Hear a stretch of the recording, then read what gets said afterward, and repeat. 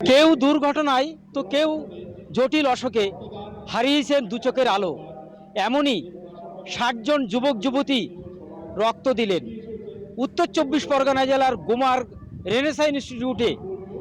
গুমা প্রেরণা ওয়েলফেয়ার সোসাইটির সদস্যরা এরকমই একটি রক্তদান শিবিরের আয়োজন করেছিলেন, যেখানে রাজ্যের বিভিন্ন প্রান্ত থেকে প্রায় ৮০ জন দৃষ্টিহীন যুবক যুবতী তারা এসেছিলেন রক্ত দিতে।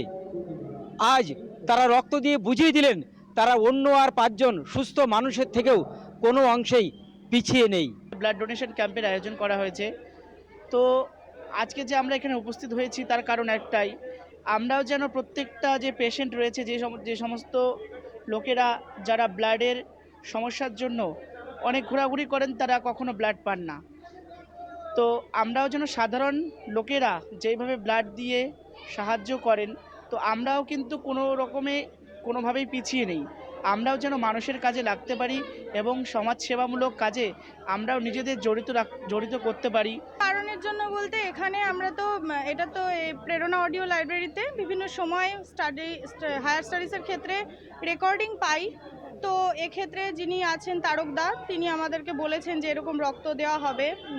তো ভাবলাম যে যদি কোনো ভালো কাজ আমাদের দ্বারা কিছু হয়, থ্যালাসেমিয়ার বিভিন্ন বাচ্চারা রয়েছে, তাদের জন্য তাদের একটু উপকারে যদি আমাদের রক্ত লাগে। রক্তদান শিবির এমনটাই নয়, এই সমস্ত দৃষ্টিহীন যুবক যুবতী তারা গুমা এলাকায় একটি অডিও লাইব্রেরি তৈরি করেছেন, যেখানে অডিওর মাধ্যমে দৃষ্টিহীন যুবক যুবতী যারা রয়েছেন তাদের শিক্ষার ব্যবস্থা করা রয়েছে এবং তারা এখান থেকে অডিওর মাধ্যমে পড়াশুনো করে আজকে তারা সমাজে অনেকেই প্রতিষ্ঠিত হয়েছেন। আমার শহর গুমা থেকে দেবাশিস মণ্ডলের রিপোর্ট, কলকাতা টিভি।